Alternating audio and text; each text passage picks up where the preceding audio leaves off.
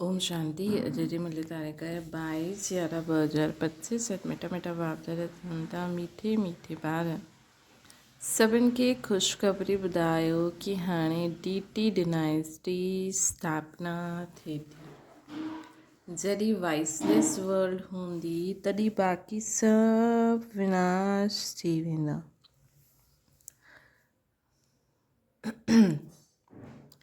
मीठे बच्चे सभिनि खे ख़ुशख़बरी ॿुधायो कि DT डिनाइस्टी स्थापना थिए थी। जॾहिं वाइसलेस वर्ल्ड हूंदी तॾहिं बाक़ी सभु विनाश थी वेंदा। प्रश्न: रावण जो श्राप कॾहिं मिलंदो आहे? रावण जो श्राप कॾहिं मिलंदो आहे? श्रापित थियण जी निशानी छा आहे? उत्तर आहे, जॾहिं तव्हां देह अभिमानी ठहींदव तॾहिं रावण जो श्राप मिली वेंदो। श्रापित आत्मायूं कंगाल विकारी ठहींदी वेंदियूं, हेठि उतरंदी वेंदियूं। जेकी श्रापित आत्मायूं हूंदियूं कंगाल थी वेंदियूं, हेठि उतरंदी वेंदियूं। हाणे बाबा खां वरसो वठण लाइ देही अभिमानी ठहिणो आहे। पंहिंजी दृष्टि वृत्ति खे पावन ठाहिणो आहे। हाणे देही अभिमानी वृत्ति खे पंहिंजी दृष्टि वृत्ति खे पावन ठाहियो। बाप सां वरसो वठण लाइ देही अभिमानी ठहो। ओम शांति। रूहानी बाप वेही रूहानी ॿारनि खे 84 जन्मनि जी कहानी ॿुधाईंदा आहिनि। इहे त सम्झंदा आहियो, सभी त 84 जन्म न वठंदा न। तव्हां ही पहिरियों सतयुग आदि में पूज्य देवता हुयो। भारत में पहिरियों पूज्य देवी देवता धर्म जो राज्य हुयो। लक्ष्मी नारायण जो राज्य हुयो त ज़रूरु डिनाइस्टी हूंदी न। राजे घराने जे मित्र संबंधी भी हूंदा, प्रजा भी हूंदी। इहा जीअं हिकु कहानी आहे। 5000 वर्ष पहिरियों भी इन्हनि जो राज्य हुयो। ये स्मृति लाईंदा आहिनि। भारत में आदि सनातन देवी देवता धर्म जो राज्य हुयो।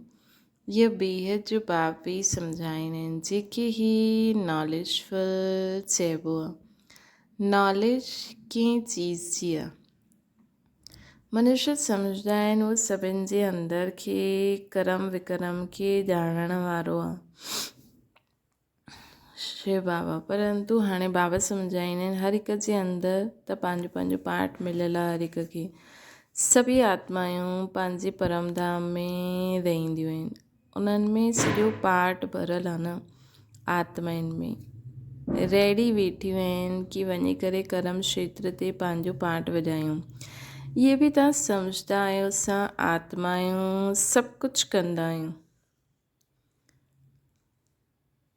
आत्मा ही कंदी आहे। आत्मा ही चईंदी आहे ये खटो आहे, ये नमकीन आहे। आत्मा ही सम्झंदी आहे असां सभी विकारी पाप आत्मायूं आहियूं, है न। आसुरी स्वभाव आहे। आत्मा ही हिते कर्म क्षेत्र में शरीर वठी करे सॼो पार्ट वॼाईंदी आहे। त इहो निश्चय करणो खपे असां आत्मा ही सभु कुझु कंदा आहियूं। हाणे बाबा सां मिलिया आहियूं, पोइ 5000 वर्ष पोइ वरी मिलंदासीं। इहे बि सम्झंदा आहियो पूज्यो पुजारी पावनो पतित ठहींदा आया आहियूं। जॾहिं पूज्य आहियूं त पतित कोई न आहे, जॾहिं पुजारी आहियूं त पावन कोई न आहे। सतयुग में आहिनि ही पावन पूज्य। जॾहिं द्वापर खां रावण राज्य शुरू थींदो आहे तॾहिं खां पतित पुजारी ठहींदा आहिनि। शिव बाबा चईंदा आहिनि ॾिसो शंकराचार्य बि मुंहिंजो पुजारी आहे न, मुंहिंजे खे पूजदा आहिनि। शिव जो चित्र कोई वटि हीरे जहिड़ो आहे, कोई वटि सोने, कोई वटि चांदी जहिड़ो हूंदो आहे। इहे त पूजा कंदा आहिनि। हुन पुजारी खे पूज्य त चई न सघंदा न, है न। ॾिसो त हुननि खे चई सघंदा आहियो तव्हां बि त पुजारी आहियो, तव्हां पूज्य कीअं थियो? सॼी दुनिया हिन समय पूज्य हिकु, सॼी दुनिया में हिकु बि पूज्य न थी सघंदो आहे। पूज्य पवित्र हूंदा आहिनि, पोइ अपवित्र ठहींदा आहिनि। पवित्र हूंदा आहिनि नई दुनिया में। पवित्र ही पूजा, पवित्रनि जी पूजा थींदी आहे न। जे कुमारी जॾहिं पवित्र आहे त पूजन लाइक़ु आहे। अपवित्र ठहींदी आहे त पोइ हुनजे अॻियां सर झुकाइणो पवंदो आहे। पूजा जी केतिरी सामग्री आहे। किथे बि प्रदर्शनी म्यूज़ियम आदि खोलंदा आहिनि त हुते त्रिमूर्ति शिव ज़रूरु खपे। हेठि में ये लक्ष्मी नारायण एम ऑब्जेक्ट। असां इहे पूज्य देवी देवता धर्म जी स्थापना करूं था। हुते पोइ ॿियो कोई धर्म ई न हूंदो आहे। तव्हां सम्झाए सघंदा आहियो। प्रदर्शनी में त भाषण आदि न करे सघंदा आहियूं न। सम्झाइण लाइ पोइ अलॻि प्रबंध हुजिणो खपे। मुख्य ॻाल्हि आहे हीअ, असां भारतवासियुनि खे ख़ुशख़बरी ॿुधाईंदा आहियूं। असां हीअ राज्य स्थापना करूं था। ये DT डिनाइस्टी हुई, हाणे न। वरी खां हिननि जी स्थापना थींदी ऐं हाणे विनाश थी वेंदो। सतयुग में जॾहिं इहो धर्म हुयो त अनेक धर्म हुया ई न। हाणे इहे अनेक धर्म मिली करे हिकु थी वेंदा। उहो त थी न सघे। इहे ईंदा बि हिकु ॿ जे पिछाड़ी ऐं वृद्धि पाईंदा रहंदा आहिनि। पहिरियों आदि सनातन देवी देवता धर्म प्रायलोप आहे। कोई बि न जो पंहिंजे खे देवी देवता धर्म जो कहलाए सघे। इन्हनि खे चइबो आहे विश्व स्वर। तव्हां चई सघंदा आहियो असां तव्हांखे ख़ुशख़बरी ॿुधाईंदा आहियूं। शिव बाबा वॉइसलेस वर्ड स्थापना करनि था। असां प्रजापिता ब्रह्मा जी संतान ब्रह्मा कुमार कुमारियूं आहिनि। पहिरियों त असां भाउ भेण आहियूं। पोइ हुननि जी रचना शुरू थी वेंदी आहे त ज़रूरु भाउ भेण थींदा। पहिरियों आत्मा भाव आहे, पोइ भाउ भेण, पोइ सतयुग में ॿिया संबंध। सभु चईंदा आहिनि बाबा असां तव्हांजा ॿार आहियूं त भाउ भेणनि जी क्रिमिनल आहे थी न सघे। ये अंतिम जन्म पवित्र ठहिणो आहे, तॾहिं पवित्र विश्व जा मालिक ठही सघंदा। तव्हां ॼाणंदा आहियो गति सदगति दाता हिकु बाप आहे। पुराणी दुनिया बदिली करे नई ज़रूरु स्थापना थियणी आहे। उहो त भॻवान ई कंदा। हाणे उहा नई दुनिया कीअं क्रिएट कंदा आहिनि इहे तव्हां ॿार ई ॼाणंदा आहियो। हाणे पुराणी दुनिया बि आहे, इहा कोई खलास न थींदी। चित्रनि में बि आहे ब्रह्मा द्वारा स्थापना। इन्हनि खे इहे ॾाढे जन्मनि जे अंत जो जनम आहे। ब्रह्मा जी जोड़ी न आहे। ब्रह्मा जी त एडॉप्शन आहे। सम्झाइण जी युक्ति खपे। शिव बाबा ब्रह्मा में प्रवेश करे असांखे पंहिंजो ठाहींदा आहिनि। शरीर में प्रवेश करनि तॾहिं त चवनि हे आत्मा तव्हां मुंहिंजा ॿार आहियो। आत्मा ई त आहिनि। पोइ ब्रह्मा द्वारा सृष्टि रचबी आहे त ज़रूरु ब्रह्मा कुमार कुमारियूं थींदियूं त भाउ भेण थी विया। ॿी कोई बि दृष्टि न हुजे। असां शिव बाबा सां पावन ठहिण सां वरसो वठंदा आहियूं। रावण सां असांखे श्राप मिलंदो आहे। हाणे असां देही अभिमानी ठहींदा आहियूं त बाप सां वरसो मिलंदो आहे। देह अभिमानी ठहिण सां रावण जो श्राप मिलंदो आहे। श्राप मिलण सां हेठि उतरंदा आहियूं। हाणे भारत श्रापित आहे। भारत खे एतिरो कंगाल भिकारी कीअं ठातो? कोई जो त श्राप आहे न। ये रावण रूपी माया जो श्राप आहे। रावण रूपी माया जो श्राप आहे। हर वर्ष रावण खे जलाईंदा आहिनि त ज़रूरु दुश्मन थी वियो न। धर्म में ई ताक़त हूंदी आहे। हाणे असां देवता धर्म जा ठहींदा आहियूं। बाबा नए धर्म जी स्थापना करणु निमित्त आहिनि। बाबा नए धर्म जी स्थापना करण जे लाइ निमित्त आहिनि। केतिरी ताक़त वारो धर्म स्थापना कंदा आहिनि। असां बाबा सां ताक़त वठंदा आहियूं। सॼे विश्व ते विजय पाईंदा आहियूं। है न। असां बाबा खां ताक़त वठंदा आहियूं। सॼे विश्व ते विजय पाईंदा आहियूं। यादि जी यात्रा सां ई ताक़त मिलंदी आहे ऐं विक्रम विनाश थींदा आहिनि। त इहे बि हिकु बीती लिखी ॾियणी खपे। इहे ख़ुशख़बरी ॿुधाईंदा आहिनि। असां ख़ुशख़बरी ॿुधाईंदा आहियूं।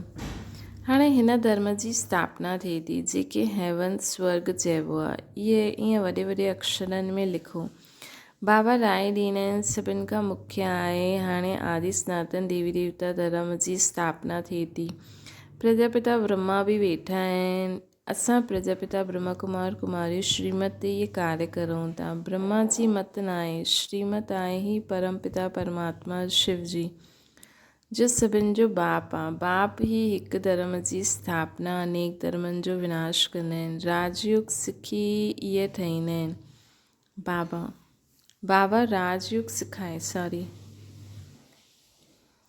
ब्रह्मा जी मत न आहे, श्रीमत आहे परमपिता परमात्मा शिव जी, जो सभिनि जो बाबा ही हिकु धर्म जी स्थापना कराईंदा आहिनि, अनेक धर्मनि जो विनाश कंदा आहिनि। राजयुग सिखी इहे ठाहींदा आहिनि।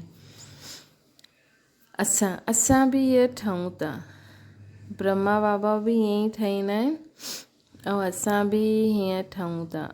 असां ॿिए जो संन्यास कयो आहे। शुजी ॼाणंदा आहियूं इहा पुराणी दुनिया भस्म थियणी आहे। जीअं हद जो बाप नयो घर ठाहींदा आहिनि, पोइ पुराणे सां ममत्व मिटी वेंदो आहे। बाबा चईंदा आहिनि इहा पुराणी दुनिया ख़त्म थियणी आहे, हाणे तव्हांजे लाइ नई दुनिया स्थापना करूं था। तव्हां पढ़ंदा ई आहियो नई दुनिया जे लाइ। अनेक धर्मनि जो विनाश, हिकु धर्म जी स्थापना संगम ते ई थींदी आहे। लड़ाई लॻंदी, नेचुरल क्लैमिटीज़ बि ईंदा। सतयुग में जॾहिं हिननि जो राज्य हुयो त ॿियो कोई धर्म हुयो ई न। अनेक धर्मनि जो विनाश, हिकु धर्म जी स्थापना संगम ते ई थींदी आहे। लड़ाई लॻंदी, नेचुरल क्लैमिटीज़ बि ईंदा। सतयुग में जॾहिं हिननि जो राज्य हुयो त ॿियो कोई धर्म ई न हुयो। बाक़ी सभु काॾे विया, इहे नॉलेज ॿुधी में रखणी आहे। ईअं न, इहे नॉलेज ॿुधी में रखंदा, ॿियो कमु न कंदा। केतिरा ख़्यालात रहंदा आहिनि। मतिलबु बाबा ब्रह्मा बाबा ईअं न कि मां बाबा खे नॉलेज ॿुधी में आहे त ॿिया काई ख़्यालात न कंदा। बाबा खे त चिठी बि लिखणी आहे, पढ़णो आहे, मकान जो ख़्यालु करिणो आहे, त बि बाबा खे यादि कंदो रहंदो आहे। बाबा खे यादि न करां त विक्रम कीअं विनाश थियनि।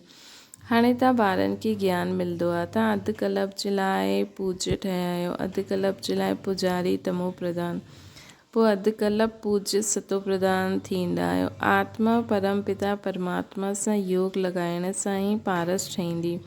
यादि कंदे कंदे आयरन एज सां गोल्डन एज में हली वेंदी। पतित पावन त हिकु बाप खे चइबो आहे, अॻियां हली तव्हांजो आवाज़ु निकिरंदो।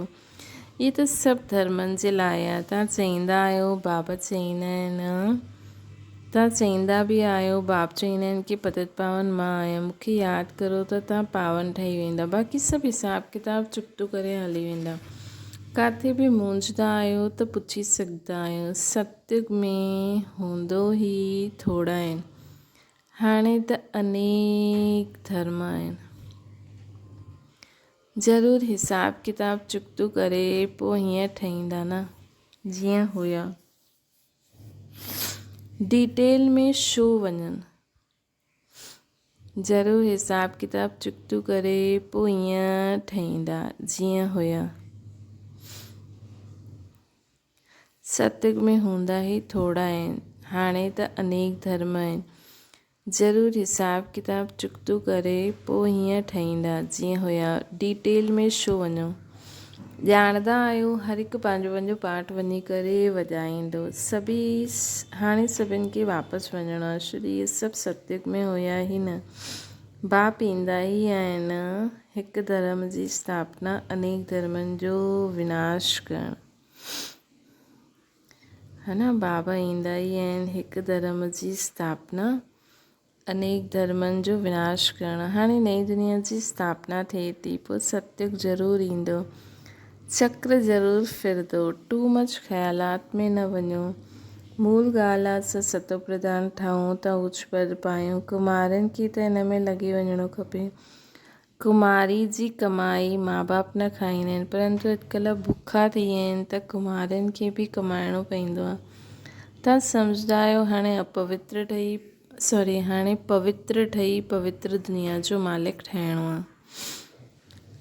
तव्हां सम्झंदा आहियो हाणे जो अपवित्र आहिनि उन्हनि खे पवित्र ठही पवित्र दुनिया जो मालिक ठहिणो आहे। असां राजयोगी आहियूं न। बाबा सां मतिलबु अपवित्र खे ई पवित्र ठाहिणो आहे, ॿियूं कोई पवित्र आत्मायूं न ईंदियूं। असां राजयोगी आहियूं, बाबा सां वरसो ज़रूरु वठंदा आहियूं। हाणे तव्हां पांडव सेना जा ठहिया आहियो, पंहिंजी सर्विस कंदे हुए बि इहे ख़्यालु रखिणो आहे। असां वञी करे सभिनि खे रास्तो ॿुधायूं, जेतिरो कंदा ओतिरो ऊच पद पाईंदा। बाबा सां पुछी सघंदा आहियो, हिन हालत में मरी वञो त असांखे छा पद मिलंदो? बाबा झटि ॿुधाईंदा। सर्विस न कंदव त साधारण घर में वञी करे जनम वठंदव, पोइ अची करे ज्ञान वठंदव, सो त मुश्किल, छो जो नंढो ॿारु एतिरो ज्ञान उठाए न सघंदो। सम्झो बाक़ी 2-3 वर्ष रहनि त छा पढ़ी सघंदा? बाबा ॿुधाए ॾींदा, तव्हां कोई क्षत्रिय कुल में वञी करे जनम वठंदव, पिछाड़ी में करे करे डबल ताज मिलंदो, स्वर्ग जो फुल सुख पाए न सघंदव। जो फुल सर्विस कंदा पढ़ंदा उहे ई फुल सुख पाईंदा। नंबरवार पुरुषार्थ अनुसार इहे ई फुरनो रखिणो आहे। हाणे न ठहींदव त कल्प कल्प न ठहींदव। हर हिकु पंहिंजे खे ॼाणे सघंदा आहिनि असां केतिरी मार्क्स सां पास थींदासीं, सभु ॼाणे वेंदा आहिनि। पोइ चइबो आहे भावी, अंदर में दुख थींदो, वेठे वेठे असांखे छा थी वियो, वेठे वेठे मनुष्य मरी वेंदा आहिनि। हिन करे बाबा चवंदा आहिनि सुस्ती न करो, पुरुषार्थ करे पदत खां पावन ठाहींदा रहो, रास्तो ॿुधाईंदा रहो। कोई बि मित्र संबंधी आदि आहे उन्हनि ते तरस पइणो खपे।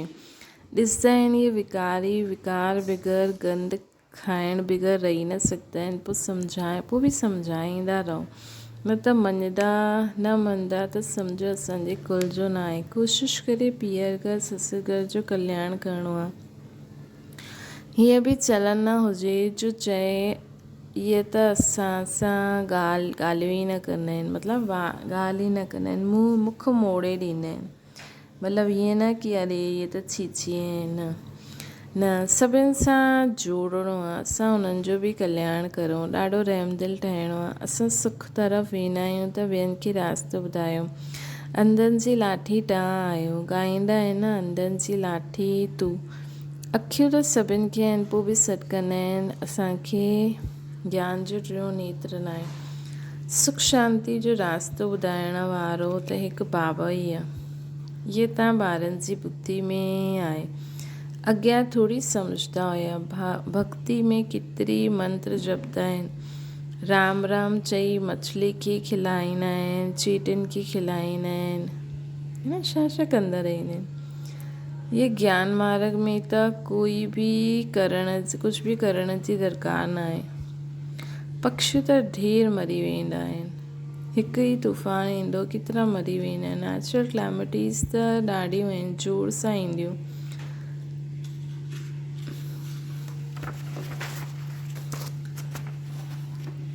इहे रिहर्सल थींदी रहंदी, इहे सभु विनाश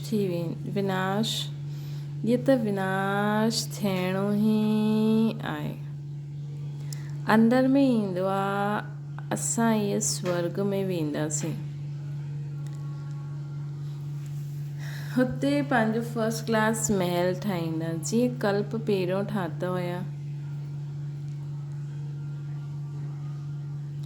ठाहींदा। पोइ उहो ई जो कल्प पहिरियों जीअं ठातो हूंदो हुन समय उहो बुद्धि में अची वेंदो, हुनखे ख़्यालात हाणे छो करूं। इन सां त बाप जी यादि में रहो, यादि जी यात्रा खे न भुलिजो। महल त ठहींदा ई कल्प पहिरियों मिसल, परंतु हाणे यादि जी यात्रा में तोड़ निभाइणो आहे, ॾाढी ख़ुशी में रहणो आहे की असांखे बाप टीचर सतगुरु मिलियो। हिन ख़ुशी में त रोमांच खड़ा थी वञणा खपनि। तव्हां ॼाणंदा असां आया आहियूं अमरपुरी में, अमरपुरी जो मालिक ठहिण, इहा ख़ुशी स्थाई रहणी खपे। हिते रहंदा तॾहिं 21 जन्म उहा राजा ई स्थाई थी वेंदी। ख़ुशी हिते ख़ुशि रहंदा उहा 21 जन्म उहा स्थाई थी वेंदी। ॾाढनि खे यादि कंदा रहंदा त पंहिंजी बि ॾाढनि खे यादि कराईंदा त पंहिंजी बि यादि वधंदी, पोइ आदत पइजी वेंदी। ॼाणंदा आहिनि अपवित्र दुनिया खे आग लॻणी आहे। असां ब्रह्मण ई आहियूं जंहिंजा इहे ख़्यालात हलंदा आहिनि। एतिरी सॼी दुनिया ख़त्म थी वेंदी, सतयुग में कुझु बि मालूम न पवंदो।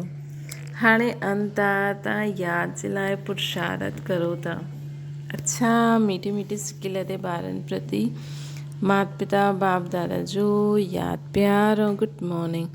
रूहानी बाप जी सभिनि रूहानी ॿारनि खे नमस्ते। संजीवी रूहानी माता पिता बाप दादा खे यादि प्यार गुड मॉर्निंग ऐं नमस्ते। धारणा जे लाइ मुख्य सार पवित्र सां पावन ठहिण जे पुरुषार्थ में सुस्ती न करणी आहे। कोई बि मित्र संबंधी आदियान ते तरस रखी हुनखे सम्झाइणो आहे, छॾे न ॾियणो आहे, परंतु पंहिंजे में एतिरी शक्ति हुजणी खपे हीअ न उन्हनि खे बचाईंदे बचाईंदे ख़ुदि फसी वञो। ॿियो आहे अहिड़ी चलन न रखणी आहे जो कोई चए इन्हनि त मुंहुं मोड़े छॾियो। रहमदिल ठही सभिनि जो कल्याण करिणो आहे, सभु ख़्यालात छॾे हिकु बाप जी यादि में रहणो आहे। वरदाना सत्यता स्वच्छता निर्भयता जे आधार सां प्रत्यक्षता करण वारा रमता योगी ठहो। परमात्मा प्रत्यक्षता जो आधार आहे सत्यता ऐं सत्यता जो आधार आहे स्वच्छता ऐं निर्भयता। यदि कहिड़े बि प्रकार जी अस्वच्छता अर्थात सच्चाई सफ़ाई जी कमी आहे या पंहिंजे ई तमोगुणी संस्कारनि ते विजयी ठहिण में, संस्कार मिलाइण में या विश्व सेवा जे क्षेत्र में पंहिंजे सिद्धांतनि खे सिद्ध करण में भय आहे त प्रत्यक्षता न थी सघंदी। इन करे सत्यता ऐं निर्भयता खे धारण करे हिकु ई धुन में मस्तु रहण वारा रमता योगी सहज योगी ठहो त सहज जी अंतिम प्रत्यक्षता थी वेंदी है न। सत्यता ऐं निर्भयता, स्वच्छता ऐं निर्भयता हुजणी खपे। सत्यता स्वच्छता ऐं निर्भयता, हिकु त सत्य ॻाल्हाइण जी शक्ति हुजे, आत्मा पवित्र बि हुजे ऐं निर्भयता बि हुजे है न। त बाबा चवनि था पंहिंजे सच्चाई सफ़ाई जी कमी हूंदी या पंहिंजे तमोगुणी संस्कारनि ते विजय पाइण में कमी हूंदी, संस्कार मिलाइण या विश्व सेवा जे क्षेत्र में पंहिंजे सिद्धांतनि खे सिद्ध करण में भय हूंदो त प्रत्यक्षता कीअं करे सघंदा न।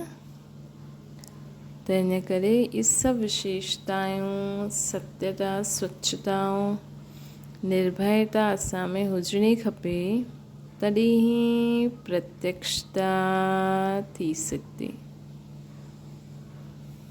स्लोगन आहे बेहद जी दृष्टि वृत्ति ही यूनिटी जो आधार आहे, इन करे हद में न अचो। बेहद जी दृष्टि वृत्ति ही यूनिटी जो आधार आहे, इन करे हद में न अचो। अव्यक्त इशारो अशरीरी ठहिण वाइसलेस सेट आहे। वाइसलेस ठहिण ई वायरलेस सेट जी सेटिंग आहे। वाइसलेस ही वायरलेस सेट जी सेटिंग आहे। जरा भी अंश में भी अंश मात्र विकार वाइसलेस जे सेट खे बेकार करे ॾींदो। हिन करे हाणे कर्म बंधनी सां कर्म योगी ठहियो। जरा भी अंश जे भी अंश मात्र अगरि विकार हूंदो त वायरलेस सेट खे बेकार करे ॾींदो। इन करे हाणे कर्म बंधनी सां कर्म योगी ठहो। अनेक बंधननि सां मुक्त हिकु बाप जे संबंध में सम्झो त सदा एवर रेडी रहंदा। चेक करो अंदर में कोई भी विकार छुपल त न आहे न। अच्छा, ओम शांति। बाबा की याद करो।